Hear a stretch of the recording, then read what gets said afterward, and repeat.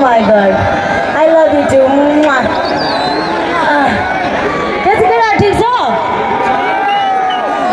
फेरि त्यो भिडभाडमा बसेर अगाडि बसेको केटीहरूलाई फेरि के हुन्छ नि नाचे जस्तो गरेर यस्तो यस्तो गर्दै नछुनु ल स्पेसली त्यो केटीको पछाडि पछाडि बस्ने केटाहरू अलिकति be like a gentleman be like a good boy ल केटा हो फेरि नाचे यस्तो गर्दै त कुइनाले कोट्याउने होइन नि त्यो केटीहरूलाई सौटेहरू फेरि फाइदाको उठाउँछ कि भिडभाडको फाइदा है ओके के भयो बेबी तिमी चार्ज भइसक्यौ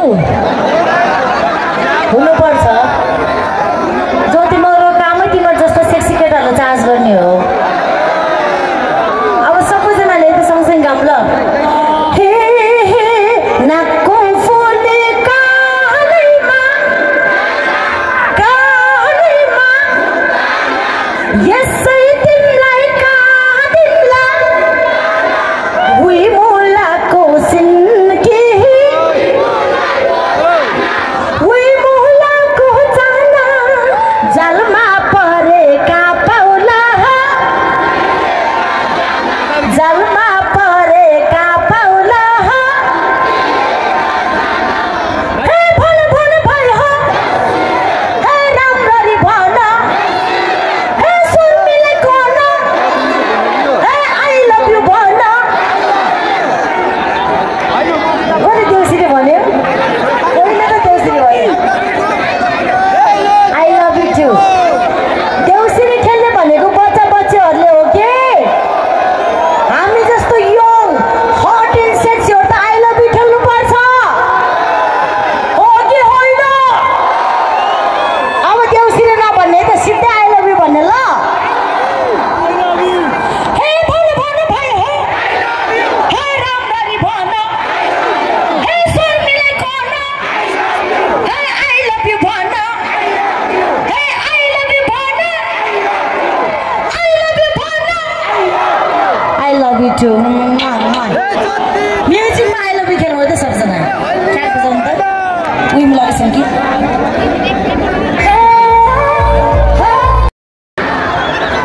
त्यो त भन्ने होइन नि बेबी त्यो उमा चाहिँ भन्ने होइन सिधै गर्ने हो यसो मान्छेले हेरेर ठिक छैन यसो छेक हेरेर सिधै गर्ने हो ममा सोल्टेर मुसुक्क हाँसेको आफ्नै कथा याद आयो हो तर रमाइलो हुने कि है मान्छेले देख्छ कि जस्तो गर्दै कस्तो रमाइलो हुन्छ है होइन तपाईँको एउटा थाहा छ एउटा थाहा छ बिहा नगरेको गर्लफ्रेन्ड बोयफ्रेन्डहरू कि त्यो गरिसके पनि फेरि केही नगरे जस्तो बिहेभ गर्छन् कि फेरि अगाडि होइन केही गरेको छैन जस्तो होइन चुप लगाएर हुन्छ नि कहाँ कहाँ सेटिङ मिलिसकेको हुन्छ तै पनि आज यहाँ सोल्डर भिडभाडमा कस्तो सेटिङ मिल्छ जस्तो लागेको छ मलाई आज यो भिडभाडमा त्यही माथि पनि ज्योति महल हेरेर चार्ज भइसक्यो सोल्डरहरू सिङ्गरहरूको लप्पर छ आज लप्परीहरूको बिहा हुन्छ बिहा भएकोहरूको आज बच्चा स्योर जन्मिन्छ जन्मिँदैन बच्चा रोपिन्छ बच्चा रोप्छ आज घर गएर बोट बिरुवा रोप्या जस्तो हुन्छ नि नटी दिदीबहिनी कहाँ नटी के होइन मैले त बोलिरहेको छु उहाँ सम्झेर हाँसिरहेको छ कि त्यो दिदीबहिनी आज आफ्नो बुढालाई बच्चा रोप्न दिन्छ भने थाहा भइसक्यो के छ त मेरो साथ विचार हामी पनि बनाउने हो भन्नुहोस्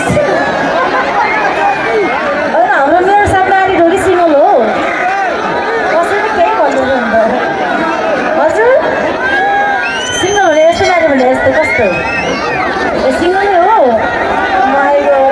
होइन मेरोकै काखमा बसेर गाउँ क्या हो गीत अब त्यति नगरौँ फेरि अब फेरि यस्तो हुँदो रहेछ नि त राजनीति गर्ने मान्छे फेरि तरुनीको चक्करमा लागेन पद जाँदो रहेछ होइन फर्गेट यस्टरडे टाइपको के तर म त भन्दिनँ थिएँ नि नभनेर है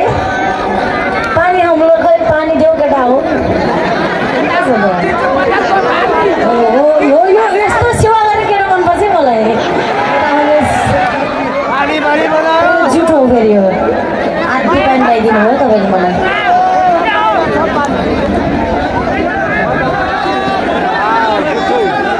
ल्याउनु पऱ्यो भने यस्तो अलिकति सेवा गर्नु पऱ्यो, मेवा पाइन्छ। सेवा गऱ्यो भने मेवा मिल्छ भनेको होइन। सोल्टीले दिन रात नभनी सेवा गरिदिएर कि अनि मैले पनि जेठ मासको बेला त्यो टक्क काटेर पाकेको मेवा दिइदिएको। त्यो सोल्टीले अचेल मलाई अनुहार नदेखाएको 3 वर्ष भइसक्यो। अब चाहिँ के गर्ने होला? रुमाल कसले बोक्नु पर्छ? रुमाल त बोक्नु पर्छ है सबैजनाले। छैन बोकेको? मैले जहिले पनि भन्छु तपाईँको आफ्नो सेफ्टीको लागि एउटा रुमाल, एउटा सानो सेनिटाइजर, एउटा मास्क अनि एउटा चाहिँ कन्डोम जहिले पनि पकेटमा बोक्ने। किनकि रुगा खोकी तथा कोरोनाबाट बच्नको लागि मास्क लगाउने, HIV तथा यौन रोगबाट बच्नलाई कन्डोम लगाउने। सोल्टी फेरि छाडा बोलेन भन्नु, फेरि कन्डोम नै भने हो है। त्यो एकदम भन्नै नमिल्ने कुरा होइन, लजाउनु पर्ने केही कारण छैन, आफ्नो आफ्नो सेफ्टीको लागि हो। ओके, खै रुमाल माथि हल्ला न केटा हो, खै सर्ट फुकालौँ न, सर्ट फुकालौँ, ज्याकेट फुकालौँ, खै देखाउनु पर्यो नि त्यो बिहाको हिम्मत। सबैजना माथि हो, पछाडिबाट आयो आई लभ यु केटा हो। त्यो सर्ट फुकाउने केटाहरूलाई चाहिँ एकदमै जोडले अझै माथि हल्लाउनु पर्यो अनि सबैजनाले भन्नु पर्यो आ हो ल र पर। अझ लाउड आ हो ल र पर, आ हो ल र पर। केटीहरूले भन्नु पर्यो आ हो ल र पर, आ हो ल र पर, आ हो ल र पर। यति चाहिँ भन्नुपर्छ ल। यो गीत चाहिँ स्पेसली यहाँ उपस्थित हुनुभएकी सोल्टिनीहरू, ब्युटिफुल सोल्टिनीहरू